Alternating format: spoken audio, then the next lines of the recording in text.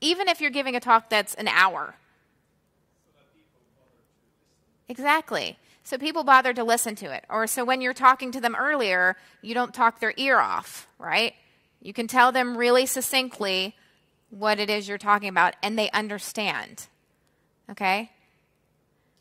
How do you know if somebody understands? Is it because they're like, do you think people that go like this always understand what you're saying?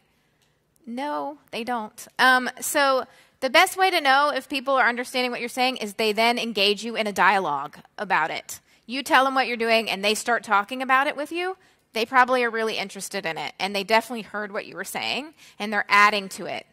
That's what we call an improv yes-anding, right? So they're like, I validate what you're saying, I understand it, and I'm so interested and inspired by it that I'm going to add to it, and we're going to collaborate as we talk going further. That's somebody who really wants to hear what you have to say. Okay, the person that's like this, either they're still asleep because it's 9 o'clock in the morning, maybe they get more chipper later, I don't know. They may not either be understanding or they may not be interested. Okay? All right.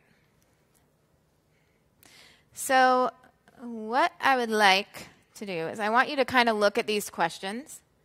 So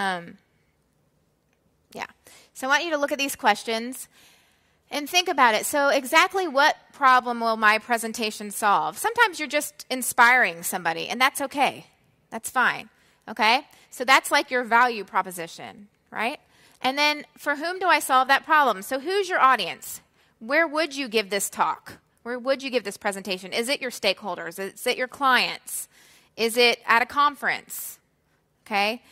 What kind of people? Sometimes conferences are in the developer world, they're a mix of languages. Sometimes they're very specific. Sometimes they're just